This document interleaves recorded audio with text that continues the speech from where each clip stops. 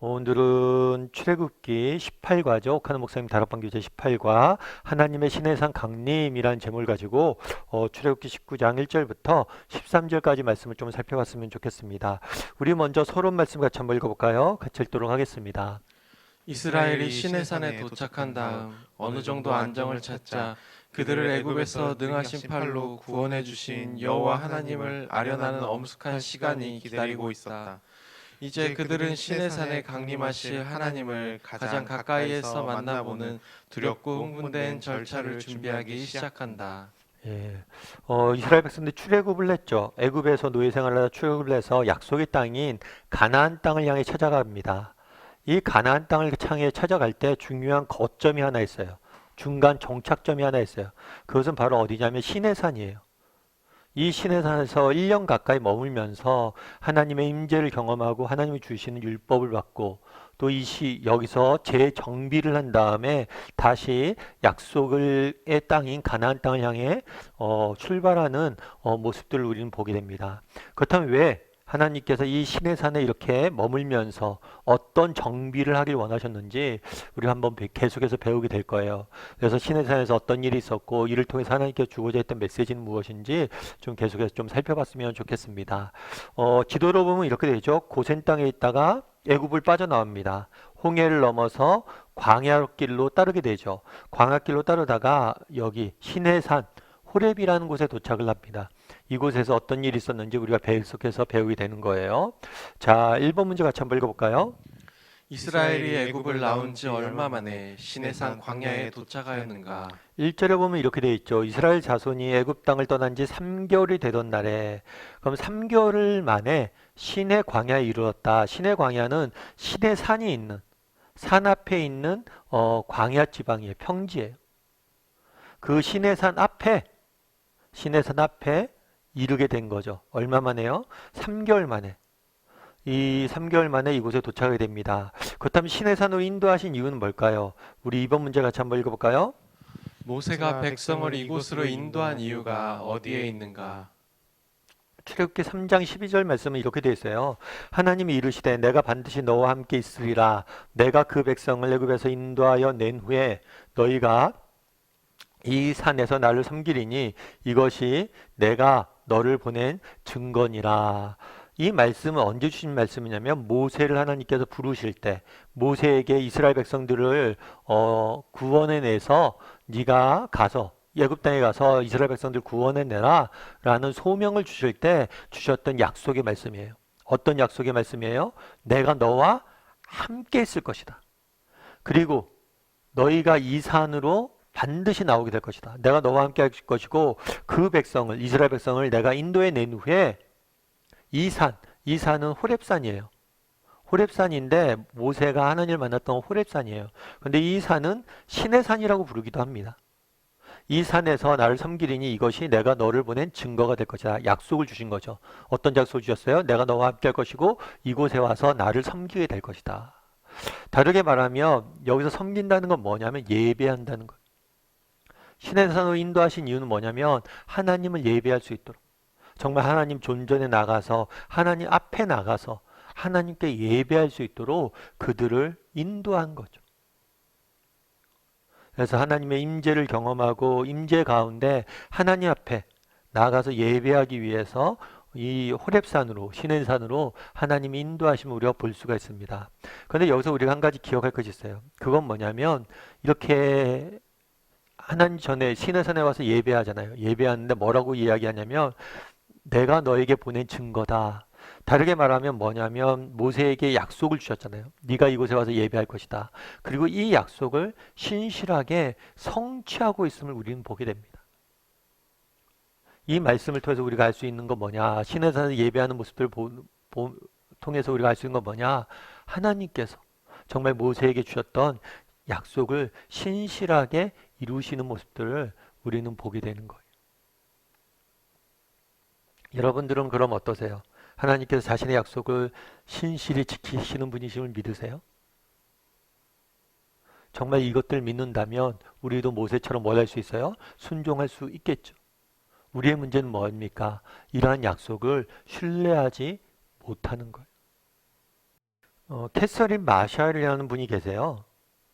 이분 같은 경우에는 베스트셀러 작가로서 굉장히 유명한 분이고 좋은 책들을 많이 써서 선한 영향력을 미친 분이세요. 특별히 그 남편의 에 관해서 쓴 책은 영화로도 만들어질 정도로 많은 사람들에게 영감을 줬던 책입니다. 근데 이 캐서린 마샬이 기도의 모험이라는 책을 썼어요. 이 책에 자신이 있었던 대학 시절에 경험했던 이야기를 좀 써놨는데 어떤 이야기냐면 이 사람이 공부를 열심히 했습니다. 그래서 원하는 대학에 진학을 하게 됐어요. 근데 문제는 뭐냐면 돈이 없었던 거예요. 돈이 없어서 어떡할까 이렇게 고민을 했대요. 그래서 학교에 장학금을 신청해서 장학금도 받았어요. 그럼에도 돈이 부족한 거예요. 대학교에 갈 수 있는 돈이. 그래서 이것들로 인해서 너무나 낭망이 됐죠. 너무나 절망 가운데 있었죠. 그렇겠죠. 여러분들이 공부를 안 해서 대학교를 못 가게 되면 그나마 난데 내가 공부를 해서 시험도 학교에서 대학교 갈 형편이 됐는데 돈이 없어서 집에 돈이 없어서 대학교를 못 간다고 생각해 보세요. 얼마나 낙심이 되겠어요. 그렇게 낙심해서 있는데 어머님이 찾아왔대요. 어머님이 이제 집에서 같이 사는데 어머님이 캐서린에게 찾아와서 왜 그러냐, 왜 이렇게 낙심해 있냐. 엄마가 저라면 낙심하지 않겠어요? 했더니 어머님이 그런 얘기를 했대요. 야, 캐서린아, 나는 하나님이 너에게 이렇게 지혜를 주셔서 대학교 갈 수 있을 정도로 공부할 수 있도록 하나님이 지혜를 주셔서 믿는다. 그리고 또 이렇게 시험을 쳐서 합격하게 하신 분이 하나님을 믿는다. 하나님께서 너를 이렇게 합격하게 하셨는데 너에게 정말 그곳을 갈 수 있는 길도 반드시 열어줄 거야. 그러니까 염려하지 말고 아직 시간이 남았으니까 나랑 기도해 보자. 라고 이야기를 했대요. 물론 그러면서 그 얘기를 들었지만 캐서린 같은 경우에는 아니 시간이 진짜 일주일도 안 남았는데 하나님께서 무슨 수로 그걸 하겠냐고 기도는 하겠지만 그런 마음이 들었대요. 근데 그 어머님이 권유하고 어머님이 그때 하나님의 말씀을 하나 줬대요. 그 말씀이 뭐냐면 요한일서 5장 14절부터 15절인데 이 말씀이에요. 그를 향하여 우리가 가진 바 담대한 것이 이것이니 그의 뜻대로 무엇을 구하면 들으심이라. 우리가 무엇이든지 구하는 바를 들으신 줄 안즉 우리가 그에게 구한 그것을 얻은 줄을 또한 아느니라. 이 말씀을 붙잡고 우리 한번 기도해 보자고. 그래서 기도했죠. 기도했는데 감사하게도 정말 대학 입학금을 딱 내야 되기 전날 전에 어머님이 주정부 도서관에 사는 프로젝트에 취직이 되신 거예요. 그래서 프로젝트에서 받은 그 돈을 가지고 대학교를 들어가게 됐다고 쭉 적어 놓으면서 이 책의 내용에 그런 걸 쓴 거예요. 기도의 모험. 정말 하나님의 약속을 붙잡고 그때 내가 대학교를 간 것도 정말 기쁘고 즐거웠는데 그때 내 인생에 가장 중요한 교훈을 배웠다고. 그건 뭐냐면 정말 우리가 하나님의 약속을 붙잡고 나갈 때 하나님께서 반드시 우리에게 응답하신다. 왜냐하면 하나님은 약속을 지키는 신실한 분이기 때문에 그 얘기를 쭉 적어놨더라고요. 참 공감이 됐다. 정말 하나님께서 그날 그 캐서린 마샤를 그냥 대학교에 보낼 수 있겠죠. 그런데 그렇게 어렵게 해서 보냈던 이유가 뭐냐면 하나님은 우리를 지금도 돌보고 자신의 약속을 지키는 분이심을 보여주기 위해서 그랬다. 그런 얘기 있더라고요. 우리도 마찬가지예요. 우리에게도 그날에 모세에게 뭘 했어요? 약속을 주셨잖아요. 이 산에 와서 예배할 것이다.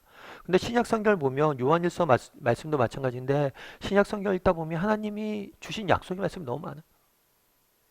정말 우리가 그 약속의 말씀을 신실하게 붙잡기만 한다면 하나님께서 우리 인생도 동일하게 인도해 주실 거예요. 우리가 무엇을 구하시는지 그의 뜻대로 우리가 무엇을 구하면 뭐예요? 들으실 것이다. 그 약속에 대해서 신뢰했으면 좋겠어요. 아무튼 모세가 그날에 시내산을 이끌었습니다. 시내산에 도착해서 뭘 하기 위해서 그쪽을 시내산을 보냈어요? 예배하기 위해서. 그리고 또한 시내산에 하나님의 임재 가운데 예배하기 위해서 시내산을 인도했어요. 뿐만 이 시내산을 인도했던 사실을 통해서 우리가 알 수 있는 건 뭐예요? 하나님께서 자신의 약속을 모세에게 주셨던 약속을 신실하게 성취하는 것을 볼 수가 있죠. 우리 3번 문제 같이 한번 읽어볼까요? 같이 읽도록 하겠습니다. 하나님께서 모세를 산으로 부르셨다. 이제부터 산은 모세가 하나님을 만나는 장소로 새로운 의미를 갖게 된다. 다음 성구를 가지고 산과 성도와의 관계를 살펴보라. 모세가 하나님 앞에 올라가니 여호와께서 산에서 뭘 했다고 그랬어요? 그를 불러 말씀하시되 너는 이같이 여호와의 집에 말하고 이스라엘 자손에게 말할지어다. 먼저 하나님께서 시내 광야에 이스라엘 백성들이 모여 있었잖아요. 그리고 시내 산이 있잖아요. 이 산으로 모세를 부르신 거예요. 그래서 모세에게 말씀을 주시고 이 말씀을 뭐하게 하신 거예요? 신의 광야로 보내게, 신의 광야에 있는 이스라엘 백성들에게 전하게 하나님께서 하신 거예요. 그래서 모세를 산으로 부르셨어요. 그래서 산에서 누굴 만났어요? 모세를 만나 주신 거죠. 그럼 우리 시편 23편 3절 말씀 같이 한번 읽어볼까요? 여호와의 산에 오를 자가 누구며 그의 거룩한 곳에 설 자가 누구인가? 여호와의 산에 오를 자 해서 산이라고 표현하지 않고 여호와의 산에 오를 자라고 표현했어요. 특별히 뭐라고 됐어요? 그의 거룩한 곳. 산을 어떤 식으로 표현했어요? 거룩한 곳. 왜 거룩한 곳이에요? 하나님이 임재하신 곳이에요. 거룩이란 것은 하나님이 임재를 상징해요. 그래서 하나님이 임재하시기 때문에 거룩한 곳이 된 거죠. 다르게 말하면 산이 뭐가 되는 거예요? 하나님의 임재의 상징이 되어 있는 걸 보게 돼요. 시편 121편 1절은 뭐라고 되어 있어요? 내가 산을 향하여 눈을 들리라. 나의 도움이 어디서 올까? 나의 도움이 어디서 올까? 산에서 온다는 거예요. 그래서 이 산은 단순히 산이 아니라 뭐예요? 여호와의 산, 여호와의 임재, 여호와에게서 하나님의 뭐가 오는 거예요? 도움이 오는 거예요. 시편 133편은 3절에서 뭐라고 됐죠? 헐몬에 있으리 시온의 산들의 내림 같도다. 거기서 여호와께서 복을 명령하셨나니 곧 영생이로다. 이 헐몬산이라는 게 있어요. 헐몬은 헐몬산이에요. 이스라엘 땅에 있는 헐몬산인데 이 산은 굉장히 높아서 이 산 정상에는 여름을 제외하고는 눈이 가득 쌓여져 있어요. 그래서 바람에 이 눈이 날리면 내려오면서 뭐가 되는 거예요? 따뜻한 지역에 내려오면서 이슬이 되는 거예요. 그런 것처럼 정말 하나님께서 정말 하나님의 은혜와 복이 하늘로부터 내려옴을 상징한다는 거예요. 그래서 전통적으로 이스라엘 백성들은 뭐냐면 산은 뭐의 상징이에요? 하나님의 임재의 상징이 되는 거예요. 왜 그러면 산을 임재의 상징으로 보았느냐? 오늘 이 사건 때문에 그래요. 신의 산에서 뭘 했어요? 하나님이 임재하셔서 모세를 만나 주셨어요. 이로 인해서 그 다음부터 계속해서 이스라엘 백성들은 뭐냐면 산이 하나님의 임재의 상징으로 작용한 거죠. 우리 4번 문제 같이 한번 읽어볼까요? 같이 읽도록 하겠습니다. 4절 말씀을 각자 자기의 말로 다시 정리해보자. 내가 애굽 사람에게서 어떻게 행하였음과 내가 어떻게 독수리 날개로 너희를 업어 내게로 인도하였음을 너희가 보았느니라. 이게 뭐냐면 하나님께서 모세에게 말씀하시죠. 말씀하신 다음에 이 말씀을 백성에게 전하라고 그랬어요. 그런데 이 백성에게 전하라고 한 말씀의 첫 마디가 뭐냐? 이 4절 말씀이에요. 내가 하나님께서 이스라엘 백성들을 애굽 사람들에게 어떻게 행하였으며 내가 하나님께서 어떻게 독수리 날개 너희를 업어 내게로 인도하였음을 너희가 보았느니라. 너희가 보았느니라. 다르게 말하면 기억하라는 기억. 뭘 기억하라는 거예요? 하나님께서 어떻게 너희를 인도해 오셨는지, 하나님이 어떻게 너희를 인도해 주신지 너희가 다시 한번 돌아보라는 거예요. 기억하라는 거예요. 그래서 여기서 우리가 알 수 있는 게 있어요. 그건 뭐냐면 예배. 오늘 신의 산의 예배들이잖아요. 예배의 가장 기초는 뭐예요? 하나님이 베푸신 은혜에 대한 감격과 감사예요. 신의 산에 모여서 왜 하나님 앞에 예배했습니까? 정말 하나님께서 그들을 애굽에서 구원해 내시고 그들을 인도해 오셨기 때문에 그 구원과 하나님의 인도하심에 대해서 감사하는 것. 그것이 바로 예배의 초석이 되는 것. 우리도 마찬가지죠. 우리도 늘 뭘 해야 돼요? 기억해야 돼요. 뭘 기억해야 돼요? 정말 하나님께서 우리를 어떻게 구원하셨고 어떻게 인도해 오셨는지를 기억해야 돼요. 우리의 문제는 뭐예요? 이걸 자꾸만 잊어버리는 거예요. 자꾸만 잊어버리니까 우리가 정말 예배에 대한 은혜와 감격과 감사가 사라지는 거예요. 가장 중요한 건 뭐예요? 하나님께서 우리를 어떻게 구원하셨고 어떻게 인도하셨는지를 우리가 기억할 수 있느냐는 거죠. 그런데 재밌는 거는 뭐라고 표현했냐면 독수리 날개로 너희를 업어라고 표현했어요. 너희를 인도했다고 표현하지 않고 독수리 날개로 너희를 업었다라고 표현했어요. 그럼 왜 이렇게 표현했냐는 거죠. 독수리 날개로 업어라고 표현했냐는 거죠. 5번 문제 같이 한번 읽어볼까요? 이 본문에서 독수리 날개로 업어 인도하였다는 의미가 무엇인가? 신명기서에 보면 32절에 보면 이렇게 돼 있어요. 여호와께서 그를 황무지에서 짐승이 부르짖는 광야에서 만나시고 호위하시며 보호하시고 자기 눈동자와 같이 지키셨도다. 마치 독수리가 자기 보금자리를 어지럽게 하며 자기 새끼 위로 애 너풀거리며 그의 날개를 펴서 새끼를 받으며 그 날개 위에 그것을 업은 것처럼 여호와께서 홀로 그를 인도하였고 그와 함께 다른 신이 없도다. 그러니까 하나님께서 정말 누굴 인도했어요? 이스라엘 백성들을 인도하셨어요. 인도하신 분은 누구냐는 거예요. 홀로 오직 하나님 한 분이 이스라엘 백성들을 인도하셨고 정말 하나님만한 그런 신들은 없다는 거예요. 근데 인도하셨는데 여기서도 동일하게 뭐를 비유했어요? 독수리가 있죠. 그러면 독수리가 자기 보금자리, 이 보금자리 누가 있어요? 독수리의 새끼가 있죠. 그 새끼 위로 뭐예요? 너풀거리며. 아기 집이 있다고 생각해 보세요. 독수리가 그 위를 빙빙 날면서 돌아다니면서 먹이를 구하고 또 뭘래요? 사방으로 오는 적, 위협을 위에서 지켜보면서 뭐라는 거예요? 새끼를 보호하고 있는 거죠. 뿐만 아니라 뭐라고 했어요? 그의 날개를 펴서 새끼를 받으며 그 날개 위에 업은 것처럼 만에 하나라도 이 새끼가 이 보금자리에서 벗어나서 떨어지는 경우가 있으면 또 그 밑에서 뭐라는 거예요? 날개를 펴서 받는 거예요. 그래서 날개 위에 새끼를 태워서 날아간다는 거예요. 그래서 마치 독수리가 자기 새끼를 정말 위에서 날면서 또 그 날개를 펴서 밑에서 받으면서 인도하는 것처럼 하나님께서 이렇게 인도하셨다는 거예요.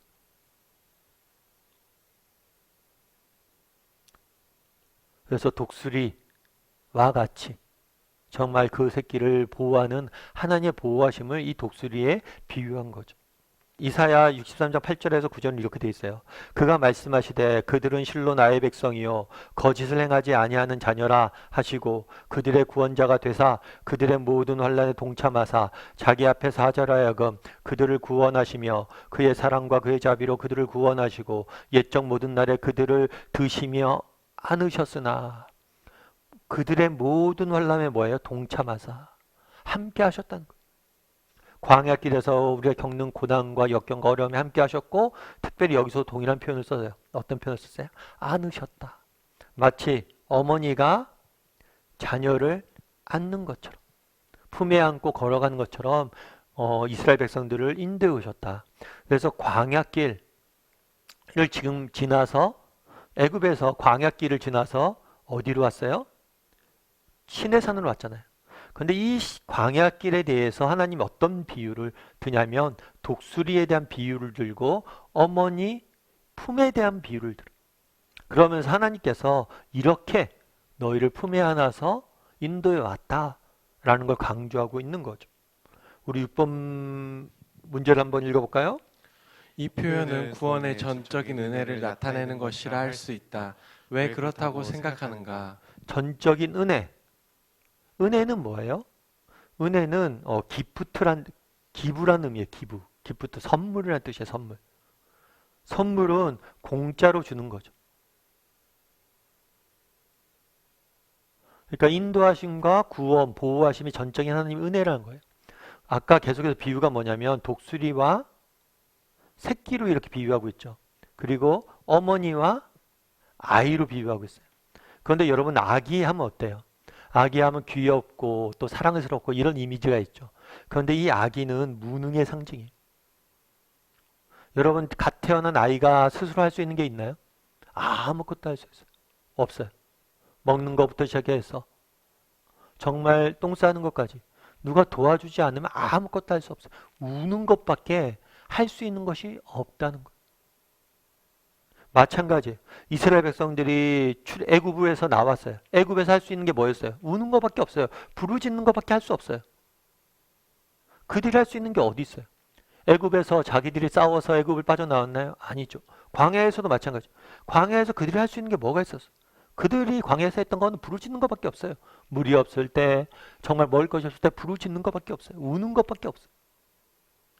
따라서 그들이 구원과 그들을 구원하시고 그들을 인도하신 하나님은 이건 전적으로 하나님의 뭐예요?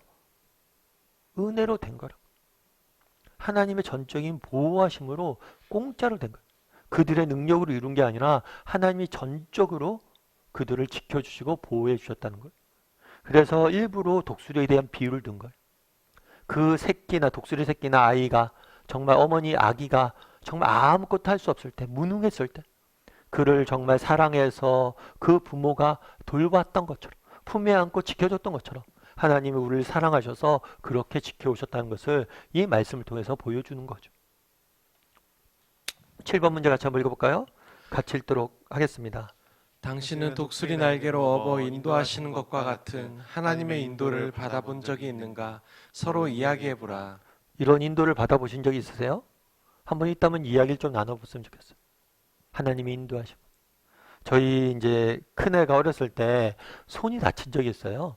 한 번은 손이 다친 적이 있는데 아이가 이제 어떻게 다쳤냐면 우유를 끓이려면 이제 물을 끓여야 되잖아요. 우유를 타려면. 그 물을 끓여갖고 우유병에 이제 담아두려고 했는데 물을 그러니까 너무 뜨거운 상태에서 우유 담으면 안 되니까 물을 끓인 다음에 식히고 있는데 아이가 그걸 친 거예요. 그래서 물이 쏟아진 거예요. 그래서 손이 뒤었어요. 그래서 급하게 저희가 병원에 갔죠. 화상 잘 치료하시다 병원에 갔어요. 갔는데 병원에서 아이가 그게 얼마나 손이 뜨거워요. 그래서 저희가 처치실 가서 치료실 가서 치료하는데 막 애가 우는데 정말 가슴이 아프더라고요. 가슴이 찢어질 것 같아요. 그러면서 그런 얘기를 하는 거야. 이게 아이가 이제 일단 치료는 해놨다고 손 치료는 해놨는데 이게 아이가 이걸 자꾸만 손을 쓰면 안 된다고. 왜냐하면 손이 살갗이 물러져 있기 때문에 이게 손을 자꾸만 움직이면 손이 쳐서 살이 상할 수가 있다. 그래갖고 조직이 밑에 있는 피부 밑에 있는 조직이 상할 수 있으니까 팔 못 쓰게 해야 된다. 그렇죠. 팔 못 쓰게 해야 된다고 그러더라고요. 그래서 집에 왔어요. 집에 왔는데 특별히 의사 선생님이 그러더라고요. 이게 낮에도 그런데 밤에 잘 때가 손 몸부림을 못 치게 해야 된다고. 몸부림 치다가 상하는 경우가 있다. 집에 왔는데 아이한테 미안도 하고 아파하는 아이한테 미안도 하고 또 여러 가지 마음들이 들죠. 근데 아이가 이제 집에 와서 피곤하니까 잠일 거 아니야. 자는데 부모 입장에 잠이 오나요? 잠이 안 오죠. 아이가 그 팔 쳐서 저기 피부 상하면 안 되죠. 그래서 아이는 자도 부모님 옆에서 계속 지키게 되더라고. 참 그때 오늘 말씀과 비슷한 하나님의 심정을 생각. 오늘 본문에 뭐라고 됐어요? 독수리가 그 위를 난다고 그랬잖아요. 독수리 새끼 그 밑을 날개 펴서 아이를 보호하고 있다고 그랬잖아요. 새끼가 알까요? 엄마가 하늘을 빙빙 돌면서 자기만을 지켜보고 있다는 것을. 그리고 자기가 떨어질 때 밑에 날개 펴서 자기를 지켜줄 거라는 거. 모르죠. 그런데 부모는 그렇게 하고 있죠. 우리도 마찬가지란 거예요. 정말 우리도 때로는 이런 것들 못 느껴질 때가 있어요. 하지만 부모가 그 자녀를 보호하는 것처럼 하나님께서 우리를 뭘 하시는 거예요? 보호해 주신다. 그렇게 붙잡아 주신다는 거예요. 정말 이런 경험이 있는지 한번 나눠보세요. 저도 이런 경험들을 늘 하는 것 같아요. 특별히 제가 이렇게 하나님 인도하심을 진짜 많이 경험했던 건 언제냐면 이런 이야기도 저는 중학교 때 예수님 믿어서 중고등학교 때 교회를 열심히 다녔어요. 근데 대학교 다닐 때는 교회를 열심히 안 다녔어요. 그때 막 세상에서 노는 게 좋아서 이방 친구들과 어울리고 노느라고. 그래서 세월을 좀 많이 낭비했죠. 그런데 나중에 보니까 제가 이제 다시 회심을 하고 교회 나오기 시작했어요. 그러면서 보니까 나중에 막 내가 방황했던 그 시절을 회상했을 때 참 그런 생각이 들더라. 야, 그때 정말 내가 하나님을 모르고 그랬었는데 하나님을 떠나 있었는데 그때도 나를 지켜줬구나.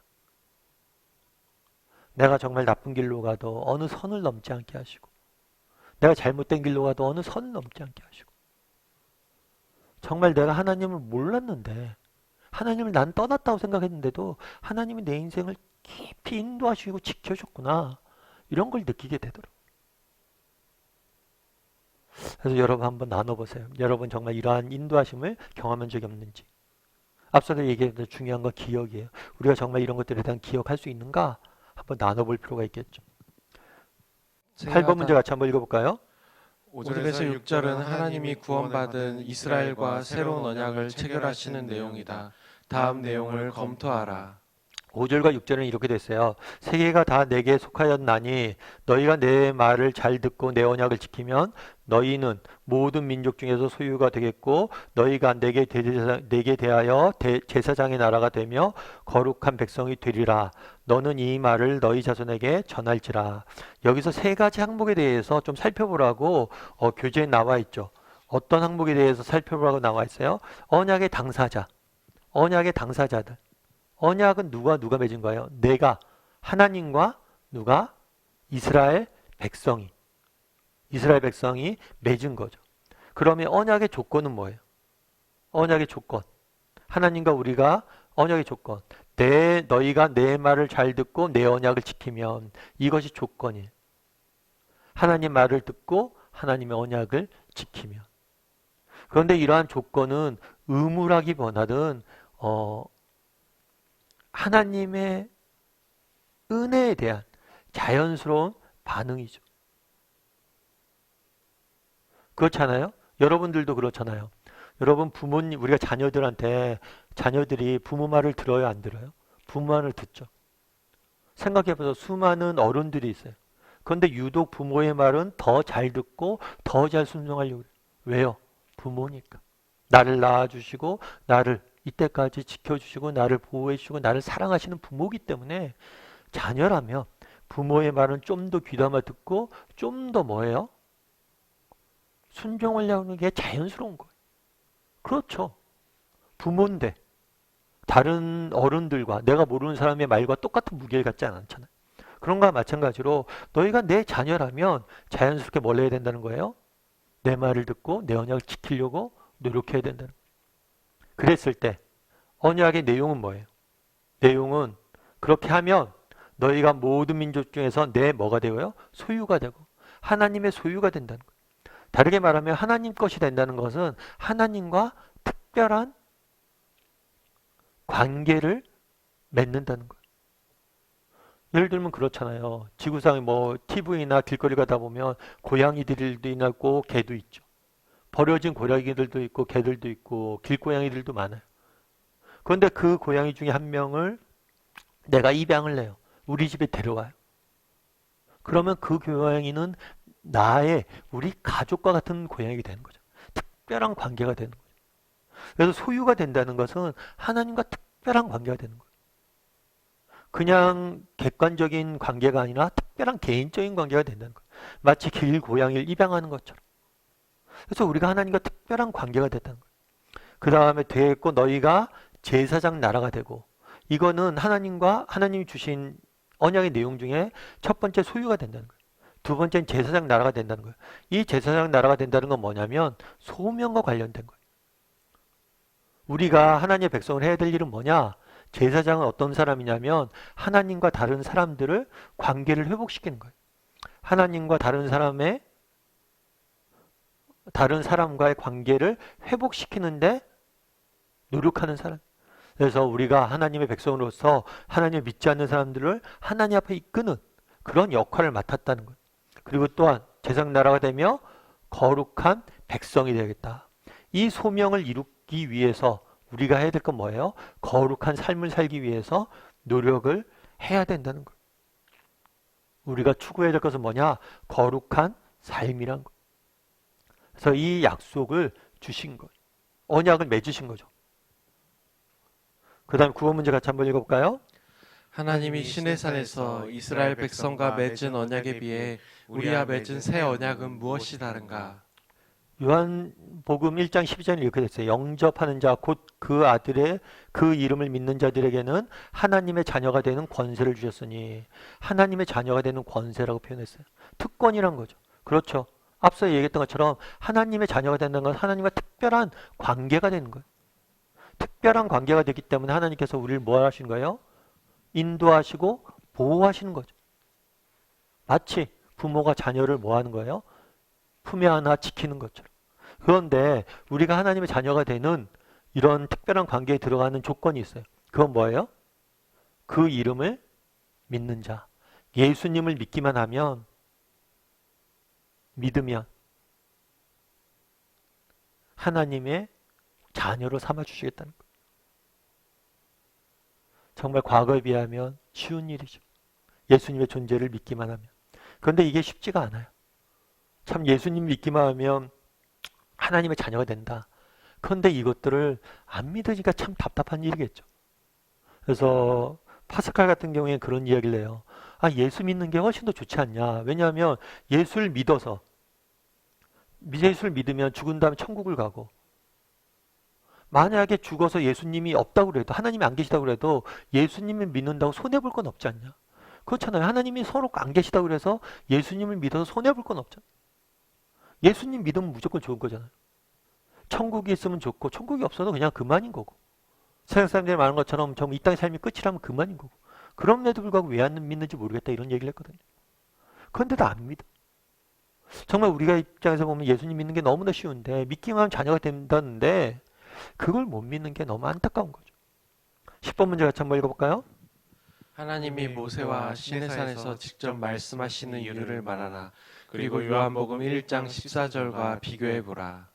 예, 어떻게 돼 있냐면 여호와께서 이스라엘 백성들에게 말씀하세요. 말씀하시는데 직접 말씀하시지 않으세요. 누굴 통해서 말씀하세요? 모세를 통해서. 모세를 통해서 이스라엘 백성들에게 말씀하세요. 그렇다면 왜 이렇게 했냐? 이렇게 하신 이유는 무엇보다도 모세의 권위를 위해서 그런 거예요. 모세가 하나님으로부터 부름받은 정말 하나님이 세우신 지도자임을 분명히 세우기 위해서 그렇게 하신 거예요.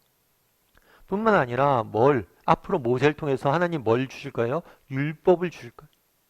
이 율법이 하나님에게로부터 난 것이라는 것을 보여주기 위해서. 모세의 권위를 세우고 모세를 통해서 전해질 율법이 하나님의 권위를 통해서 날 것임을 보여주기 위해서 그런 거예요. 또 한 가지는 중요한 이유는 뭐냐면 이것은 하나의 모델이에요. 어떤 모델이에요? 모형이에요. 예수님의 모형이에요.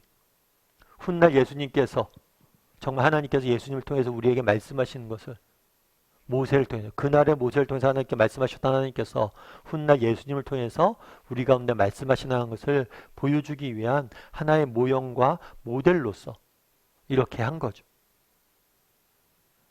그래서 요한복음 1장 14절에 이렇게 됐어요. 말씀이 육신이 되어 우리 가운데 거하심에 우리가 그의 영광을 보니 하나님 아버지의 독생자의 영광이요 은혜와 진리가 충만하더라. 말씀이 육신이 되어 예수님께서 이 땅에 오셨어요. 그런데 예수님을 뭐로 표현했어요? 말씀이라고 표현했어요. 예수님을 통해서 하나님께서 말씀하시는 거죠. 그래서 모형이 된다 이렇게 알아두시면 좋을 것 같습니다. 11번 문제 같이 한번 읽어볼까요? 백성들이 하나님을 만나기 위해 준비한 내용이 무엇인가? 여호와께서 모세에게 이르되 너는 백성에게로 가서 오늘과 내일 그들을 성결하게 하고 그들에게 뭐라고 했어요? 성결하게 하라고 했어요. 그들의 옷을 빨고 그들의 몸을 성결하게 할 뿐만 아니라 그들이 입는 옷까지 깨끗하게 하는 거예요. 깨끗하게. 옷을 빨게 하고 준비하여 셋째 날을 기다리라. 3일 동안 몸과 의복을 깨끗하게 청결하게 하라고 하나님 말씀하신 거죠. 이는 셋째 날에 나 여호와가 온 백성의 목전에서 시내산에 강림할 것임이라. 셋째 날에 뭘 하기 위해서? 하나님이 임할 거예요. 임재하실 거예요. 시내산에. 강림하실 거예요. 그래서 하나님의 임재를 준비하는 거예요. 임재를 준비하기 위해서 뭘 한 거예요? 몸과 의복과 모든 것을 청결하게 하는 거죠. 뿐만 아니라 주위의 경계를 정하고 그러니까 사람들뿐만 아니라 땅까지 하나님이 임할 땅, 지역까지 뭐예요? 청결하게 깨끗하게 하는 거예요. 정하고 이르기를 너희는 삼가 산에 오르기를 그 경계를 범하게 말지니 산을 침범하는 자는 반드시 뭐예요? 죽을 것이라. 땅을 정해놓고 이 땅도 뭐예요? 청결하게 유지하는 거예요. 그래서 어떤 부정한 것들도 들어오지 못하도록 침입하지 못하도록 지키라고 명령하신 거죠. 12번 문제 같이 한번 읽어볼까요? 같이 읽도록 하겠습니다. 그들에 비해 우리가 하나님을 만나는 준비는 어떻게 다른가? 그러니까 그날에 그렇다면 왜 이스라엘 백성들을 성결하게 깨끗하게 하라고 이야기했을까요? 그것은 이스라엘 백성들을 위해서 그런 거예요. 예를 들어서 그렇다고 그러다요. 동굴 속에 여러분 어두운 곳에 사는 물고기를 한번 조사해 본 적이 있대요. 근데 어두운 곳에 사는 물고기를 보니까 어떻게 되냐면 시력이 거의 사라졌대. 빛이 없는 어둠에 살다 보니까 이제 뭐가 된 거예요? 빛을 볼 수 없는 상태가 된 거예요. 인간도 마찬가지예요.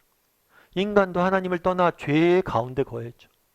죄의 가운데 거했기 때문에 뭐예요? 더 이상 하나님을 볼 수가 없어요. 마치 어둠 속에 있다가 햇볕을 보면 어떻게 돼요? 눈이 실명하는 거죠.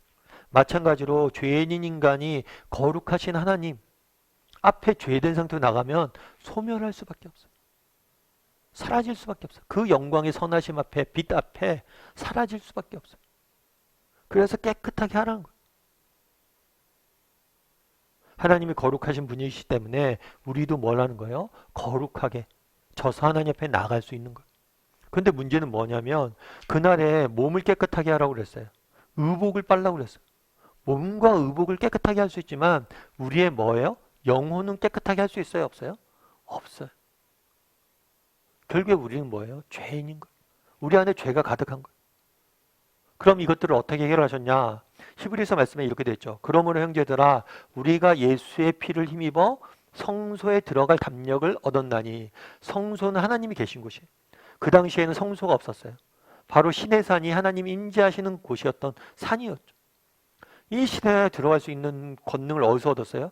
예수의 피로. 죄인이잖아요, 우리. 죄인인 우리를 대신해서 예수님께서 십자가에 죽으심으로 우리의 죄값을 치르시고 대신 죄값을 치르시고 우리가 깨끗해진 거예요. 그래서 우리는 어떻게 할 수 있는 거예요? 하나님 앞에 나갈 수 있는 거예요. 구약시대 때 하나님 앞에 나가기 위해서 정말 몸을 깨끗이 하고 의복을 빨고 정말 온갖 성결한 일들을 했어야 돼요. 그런데 이제는 우리는 어떻게 예수님 앞에 나갈 수 있어요? 하나님 앞에 나갈 수 있어요? 예수의 피를 힘입어. 앞서 이야기했던 것처럼 예수님을 믿기만 하면. 그래서 우리가 기도할 때 기도는 누구 앞에서 하는 거예요? 하나님 앞에서 하는 거죠. 그런데 기도할 때 누구의 이름으로 기도해요? 맨 마지막에 뭐라고 기도해요? 예수님의 이름으로 기도합니다.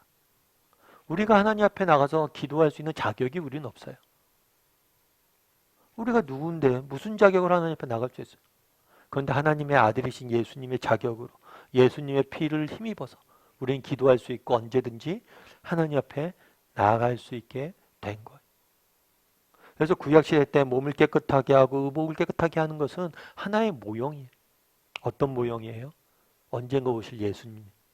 정말 우리 예수님께서 그 피로 우리를 완전히 깨끗게 하실 것을 기다리는 거예요. 그걸 또 준비하는 거예요. 우리 스스로 이렇게 몸을 깨끗이 하고 의복을 빨아도 우리가 깨끗이 안 될 건 알죠? 여전히 그 손에는 피가 가득한데. 13번 문제 같이 한번 읽어볼까요? 같이 읽도록 하겠습니다. 구약의 이스라엘 백성에 비해 지금 우리는 하나님으로 말미암아 얼마나 큰 축복을 받았는지 신의 산 언약에 비추어 한 가지씩 말해보라. 네, 우리는 얼마나 축복을 받았는지 한 가지씩 말해보라. 신약의 언약을. 그러니까 앞서 얘기했던 것처럼 구약 시대 때 정말 하나님께서 뭐라고 그랬어요? 너희가는 나의 소유가 될 것이다. 나의 소유가 될 것이다 이야기했잖아요. 그런데 우리는 뭐예요?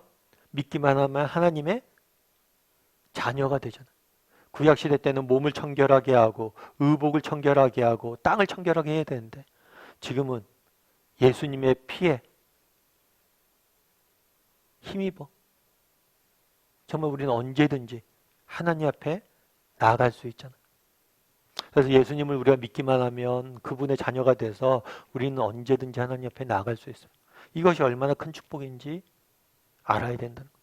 그 당시만 해도 하나님 앞에 나가려면 뭘 했어요? 3일 동안 몸을 깨끗하게 하고 의복을 깨끗하게 하고 죄 짓지 않고 정말 이렇게 성결해야지만 예수님 앞에 나갈 수 있었어요. 그런데 요즘 우리는 어때요? 우리는 너무 편하게 나가는 것도 있죠. 예배 드릴 때도 그냥 자다가 일어나서 유튜브 켜서 예배 드리고 어쩌면 너무 편하게 나가는 게 우리는 문제일 수도 있는데 정말 우리는 이렇게 언제든지 이렇게 편하게 나갈 수 있는 이유는 뭐예요? 예수 그리스도가 우리를 대신해 십자가에 죽으셨기 때문에. 구약시대 때는 지금처럼 예배드리는 거 말도 안 되는 거죠. 잠자리에 일어나서 바로 그냥 유튜브 켜고 예배드린다? 말도 안 되는 거죠. 3일 전부터 준비해야 돼요. 그런 면에서 정말 우리가 하나님 앞에 엄청난 축복을 누린 거죠. 구약 시대에 비하면. 언제든지 하나님 앞에 나갈 수 있으니까. 그런데 문제는 뭐예요? 이것이 축복인지 모른다는 거예요. 축복인지 모른다는 거예요. 참 그게 안타까운 거죠. 박수근이라는 미술가가 있어요. 이분이 그린 빨래터라는 그림이 있는데 이 그림 같은 경우에는 우리나라 그림 중에서 제일 비싸게 팔린 그림 중에 하나예요. 수십억에 팔렸어요. 근데 이 빨래터를 누가 갖고 있었냐면 미국에 있는 어떤 분이 갖고 계셨어요. 이분이 어떻게 이 그림을 갖게 됐냐면 이분이 6.25 때 우리나라에 전쟁 참전을 왔었어요. 그런 다음에 이제 우리나라에서 좀 머물고 있었는데 미군으로서 머물고 있었는데 그때 이제 박수근이라는 이 화가가 무명 시절이었어요. 그래서 그림을 그리고 있는데 이 군인이 이 박수근이라는 사람이 부탁을 해서 일본에 갈 일이 있으면 일본에 갈 때 그림을 뭐 물감이나 캔버스나 이런 거 구해다 주고 그랬나 봐요. 그래서 박수근을 좀 도와줬나 봐요, 이 화가를. 그래서 이 화가가 그냥 그려준 거예요, 이 그림 하나를. 그림 하나를 줘서 선물로 준 거예요. 그리고 이 미국 사람은 까마득히 입고 있었죠. 까마득히 입고 있다가 나중에 우연치 않은 기회로 이 자기가 예전에 그림을 선물했던 사람이 유명한 화가가 됐다는 이야기를 들었어요. 그런 다음에 이 그림을 그럼 한번 내볼까 하고 해서 한번 경매장에 내놨는데 최고가로 팔린 거죠.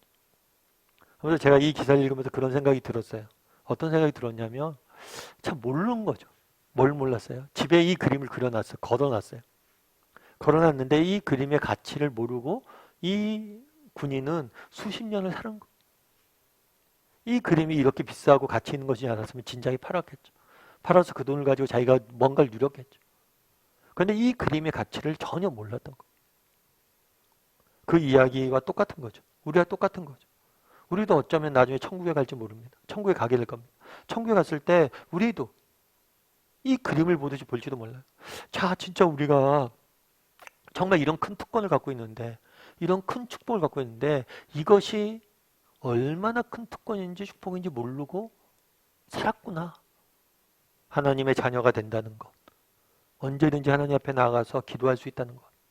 이것이 얼마나 큰 특권이고 축복인지 모르고 우린 살아갈 수 있다는 것.